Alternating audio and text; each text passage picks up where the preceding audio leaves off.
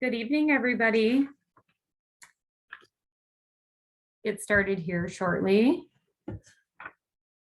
My name is Courtney and I work for Medtronic. Tonight, I have the pleasure of hosting this webinar where you'll get to hear from Dr. Kamal Nagpal. Dr. Nagpal is fellowship trained in minimally invasive surgery, robotics, and endourology, and is accredited by the Endourology Society.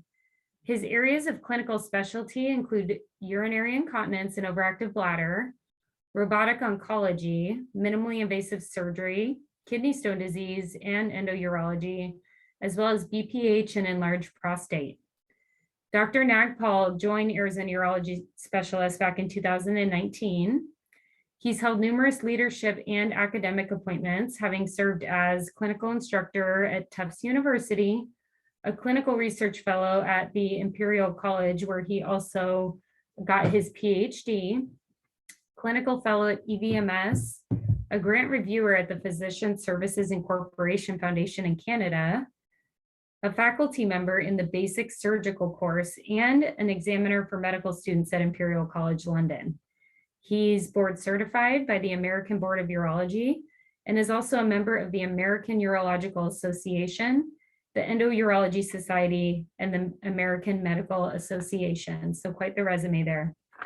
Tonight, Dr. Nagpal will be speaking on bladder and bowel incontinence concerns, as well as a therapy that's called InterStim to help treat those. So without further ado, I am going to pass the mic to Dr. Nagpal so that you can hear more about this. But before I do, just a few reminders. Everyone's phones were muted upon entry. So if you have a question, please go ahead and type it in the Q&A box that's at the lower portion of your screen. All names will remain anonymous, so we will go ahead and answer those questions following the presentation. So likewise, please go ahead and answer the anonymous poll at the end. And now allow me to welcome Dr. Kamal Nagpal.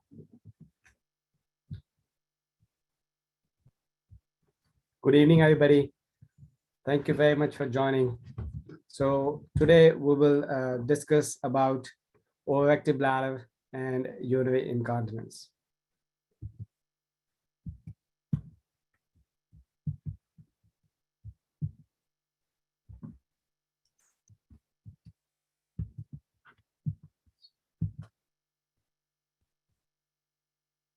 Thank you, Courtney, for introducing myself. So 1 in 2 patients with urinary incontinence don't discuss with the doctor. And there are a lot of reasons for that.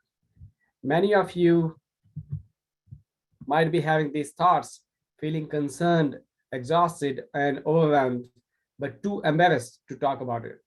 Embarrassment is a real issue of concern.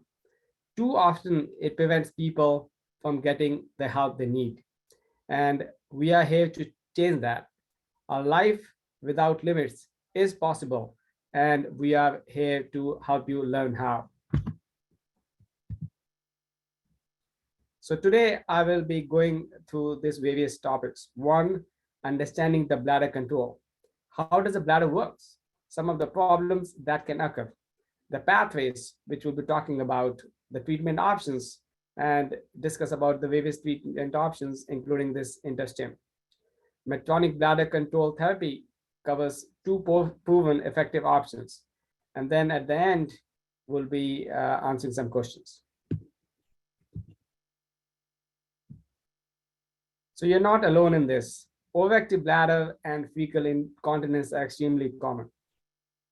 Overactive bladder, also known as OAB, and fecal incontinence, also known as FI, are both extremely common. For example, they are more prevalent than the vision problems and asthma, as you can see the numbers on the screen. And these are the 2 conditions most think of as being extremely common. Then you may be asking me, if it's so common, why haven't I heard about it until now? Many people with OAB and FI self-manage by wearing pads and restricting self-activities. At the same time, many physicians don't realize how embarrassing it is to talk about bladder or bowel control issues. So we don't ask, and patients never bring it up, so it stays hidden. Like vision problem, bladder or bowel control issues can happen to women and men of any age. And although your risk increases as you get older, that doesn't make it a normal part of the aging. It's not something you should accept or ignore or leave untreated.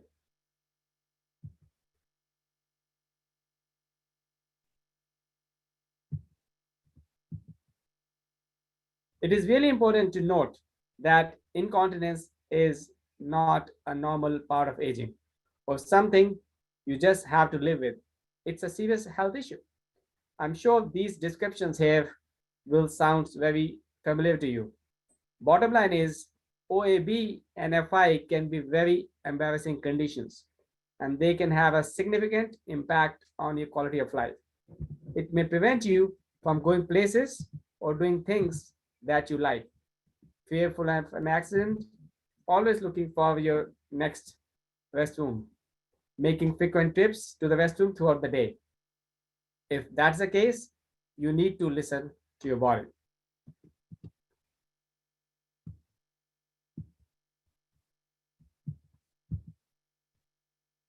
So before we embark on the treatment options, let's look at how does the bladder work.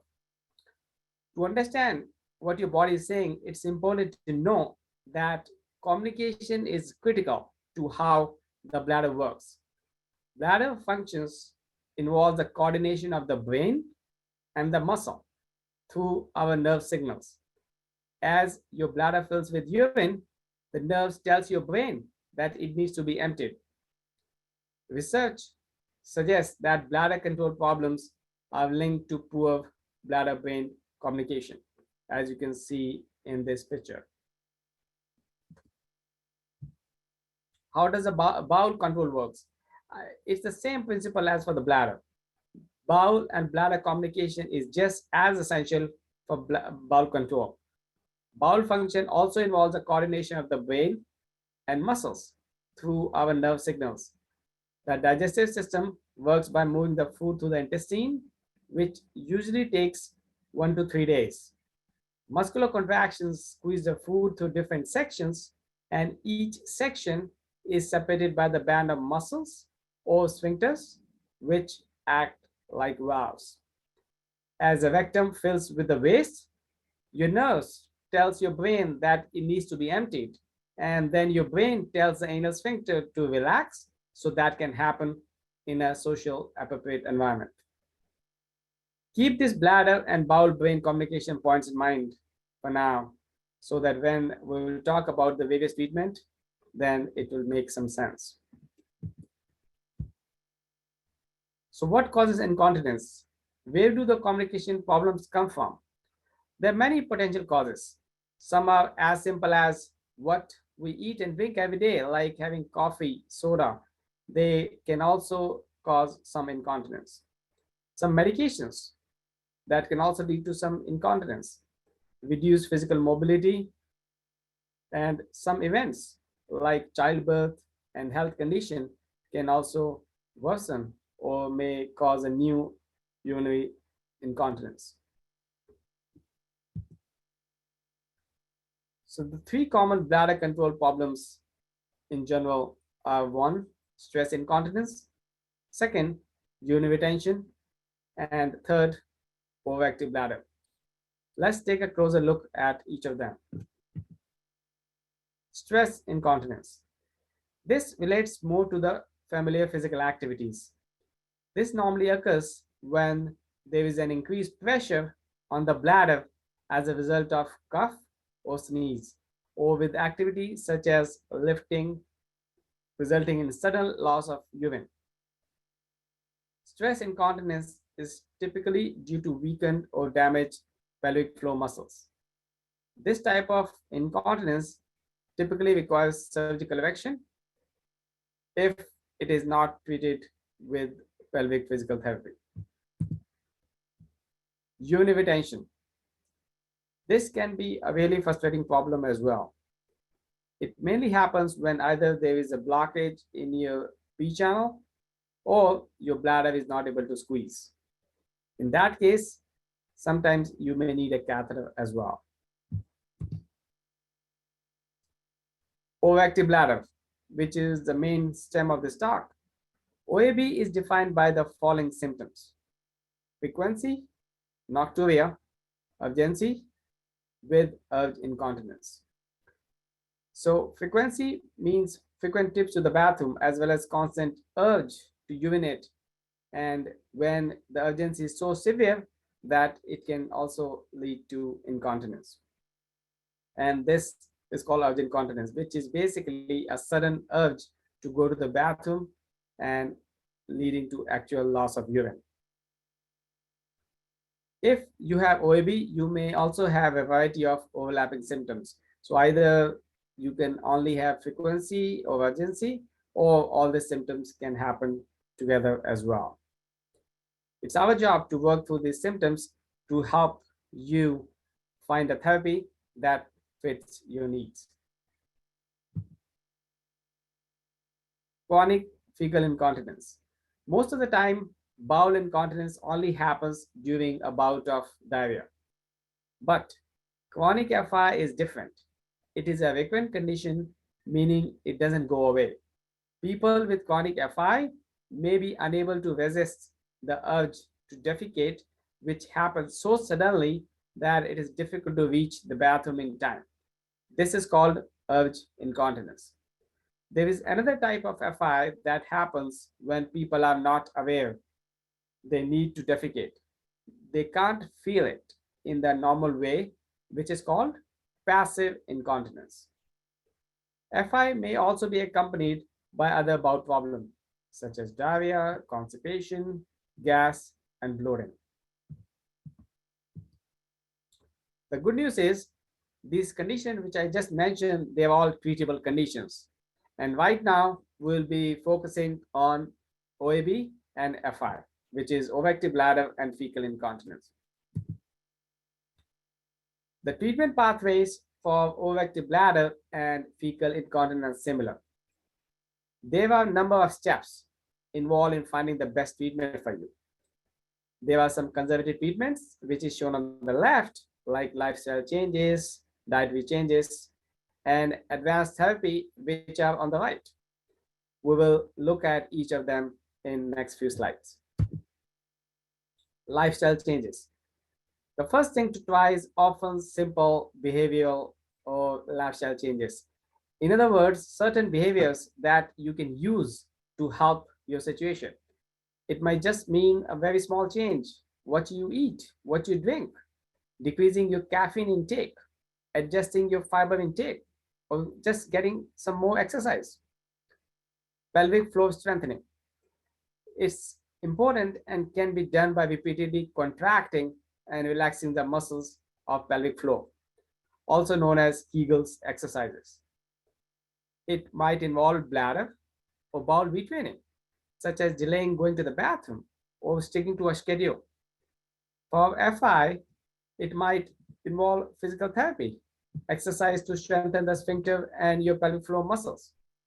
There are things which you might already be doing, but these lifestyle changes sometimes doesn't work. So, second step, if lifestyle changes fail to deliver, then the next step is oral medications.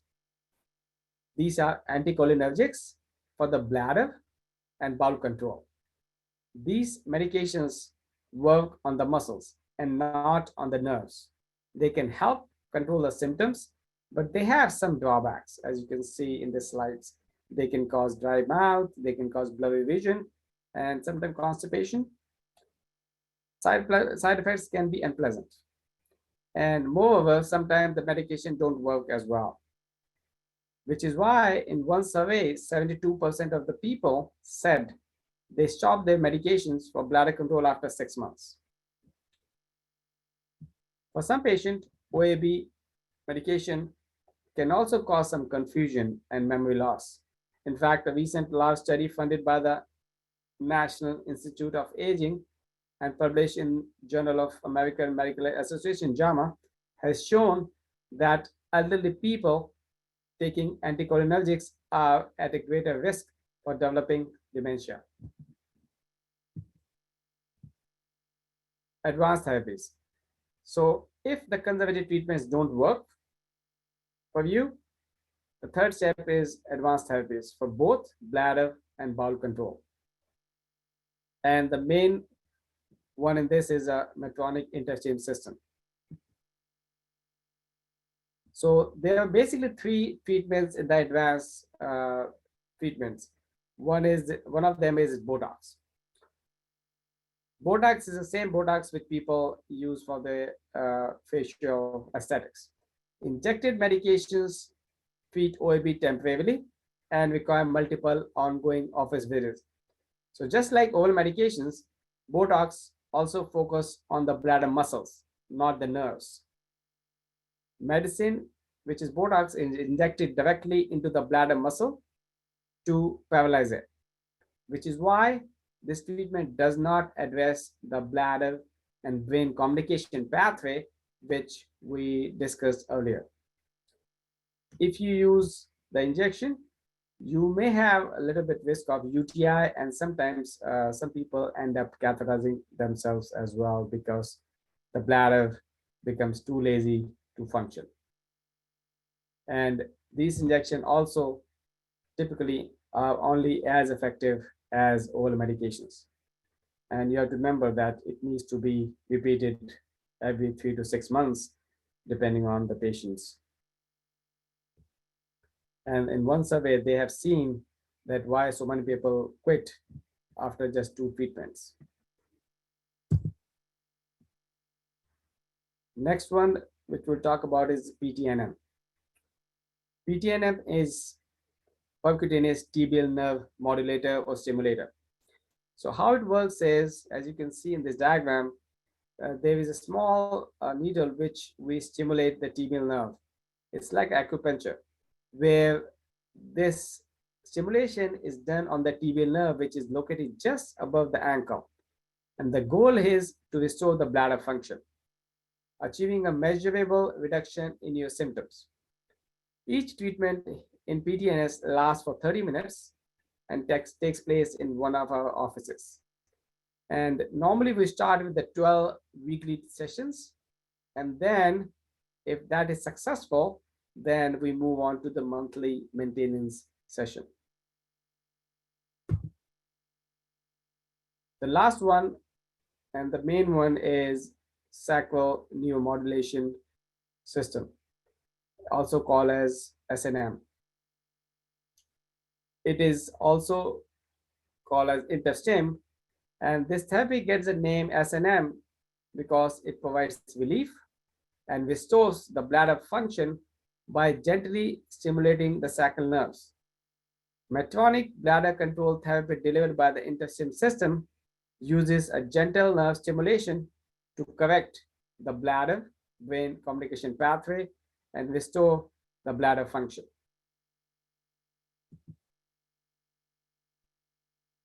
So how it works is this is done in 2 phases. The first one is a trial. So that's what it's saying is a test. The trial phase is putting a lead in your back, and the lead is very tiny. It's like your hair size lead, where it goes into back and then stimulates the sacral nerve, which is connected to the bladder, and which, when stimulated, decreases the signals to the bladder, and thereby it helps your bladder. So in the first phase, we do this trial lead, which stays for a week, and then at the end of the 1 week, we see how the patient responds. If there is a great response, then we do the second phase, and that's a permanent InterStim implant, where there is a small Oreo-sized battery which goes on your back, and that what provides the stimulation, and it lasts for 10 years. So, and if in the first phase, if the patients don't have a good response, then obviously they are not a candidate for the second phase.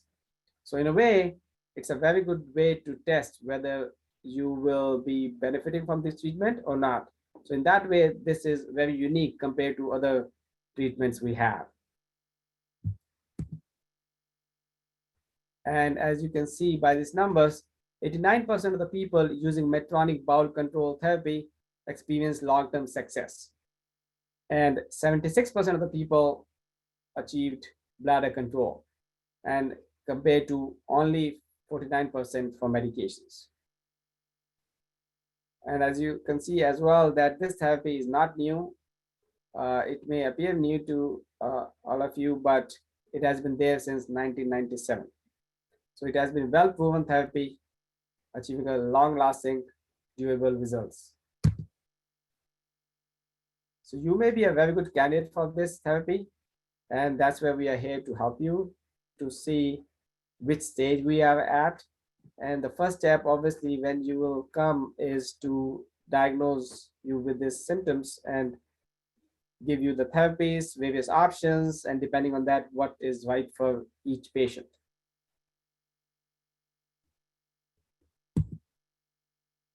And this is some of the testimonials from the patients. And before I end the talk, I have a very pleasant patient here, Debbie Kelly, who will say a few things about her experience with this therapy for overactive bladder. Thank you, Debbie. Thank you, Dr. Nagpal. Well, Well, okay. yeah, so Debbie, thank you so much for coming in with and answering a couple questions. We just have two that we're gonna have Debbie answer tonight. The first question is, what was your life like before the InterStim therapy? Oh, my goodness. I'm assuming pretty much everybody on this line can relate. I went through heck for 3 years. Just, I can't even describe how, I mean, no control. I would be in the mall and I would have a gush that would, go down my legs, and Mhm. mortifying, absolutely mortifying. And so it really impacted my life negatively, Okay. great deal. And then since you've had the InterStim therapy, how has your life changed? Oh my gosh, I have my life back. I will never forget the first meeting I had with Dr. Nagpal. I walked in and I'm sitting there waiting for him. He comes in and introduces himself and we do the little chit chat. And he looks me straight in the eye and he says, "We're gonna fix this." I started bawling. For Dr. Nagpal. But I'm telling you, it's been a miracle. He's been a miracle. So now and I'm not saying I don't have accidents, I do, but guess what? It's always my fault. I wait too long. I start getting so confident in this whole thing Mhm. that before you know it, instead of me just going, okay, I've got to go, I wait, and then, ooh, yeah, Right. bad Too late. decision, bad decision, yeah. So I cannot say how there's just no words how it has changed my life. I have my life back is what it is. So That's great. Well, thank I you love so it. much for coming in and you letting bet. all of these, the guests know kind of your journey and how you've improved. We Yeah. appreciate it. And if you get Dr. Nagpal, you have the best doctor in the world. Oh, thank you, Debbie. You're so sweet. Thank you, Debbie. All right. Very much. Appreciate Yeah, your good time. luck, all of you. Good luck. Thanks a lot. Yeah, you bet. So, so this is, I have put my office's location. We have 3 offices and I have 3 locations here. As you can see, one is opposite Bladder Thunderbird on Thunderbird Road. Second one is at Union Hills opposite Arrowhead Hospital. And third one is at Deer Valley on Deer Valley and 75th. So we are more than happy to see any of you at any times. In fact, we have certain times available for you if anybody really wants to jump on and get an appointment. We also have available, I have made some open appointments for the patients. So more than happy to take anybody. And at this point, I think that's pretty much from my side and very happy to answer any questions.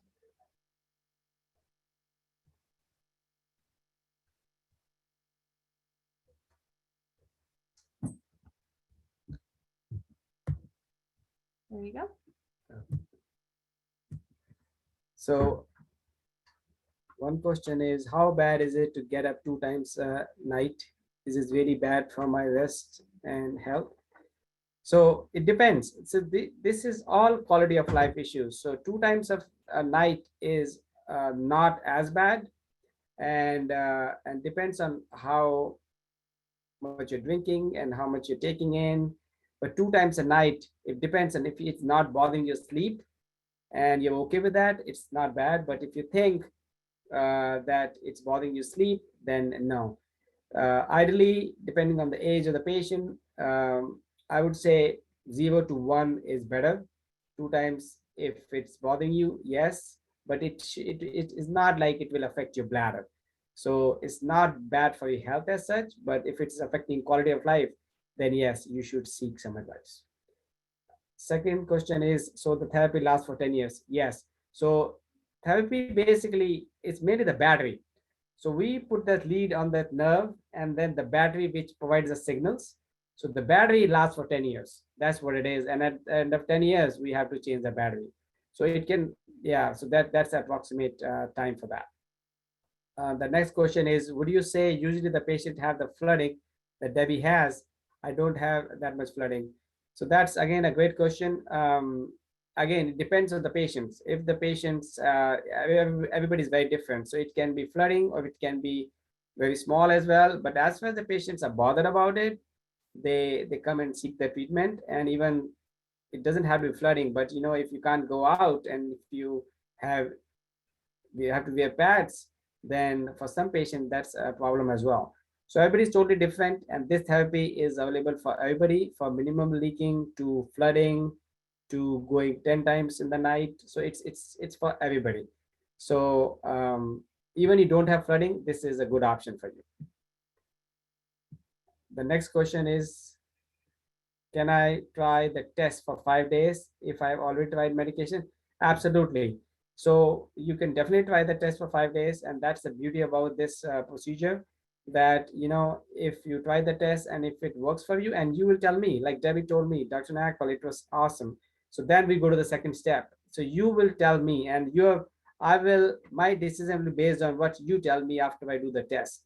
So that's again is a wonderful thing about this unique thing about InterStim, that we put this lead and you tell me, Dr. Nagpal, it worked, then we go to the next step. So you definitely can try the test for 5 days, even if you have tried medications. The next question is, do you think the cost is less than buying pads every day? I think absolutely, because I don't know the exact numbers, but most of the time this is covered by the insurance if we follow proper steps. So, and my office takes care of that. They get all the authorization, so you don't have to worry about the cost if you have insurance. And on a long term, actually, fewer patients have told me that it's definitely worth it compared to buying the pads every day. The next question is, do patients have pain during the test? So I don't think so they have pain. They have a little bit of discomfort because the first test which we do is under local anesthesia. So you're not having any risk of general anesthesia. It's pretty quick. It's done as outpatient setting.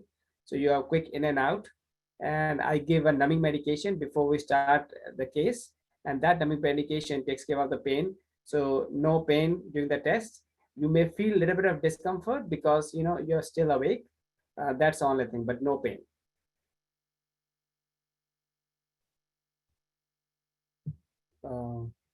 That's pretty much Those are just the open ones. Yep. so I think we answered all the questions. If you have any more questions, you can still type in and feel free. I don't know, can they talk? Yeah, so if there are no more questions, then we'll go ahead and close this out. There is going to be a poll at the end. So if you don't mind taking the poll and answering the questions, it will also have the option for the available slot times for Dr. Nagpal to come and see him for a consult. So if there are no further questions, we thank you for your time this evening, and Dr. Nagpal hopes to see you soon. Yes, thank you very much again for taking out your time to listen to our presentation.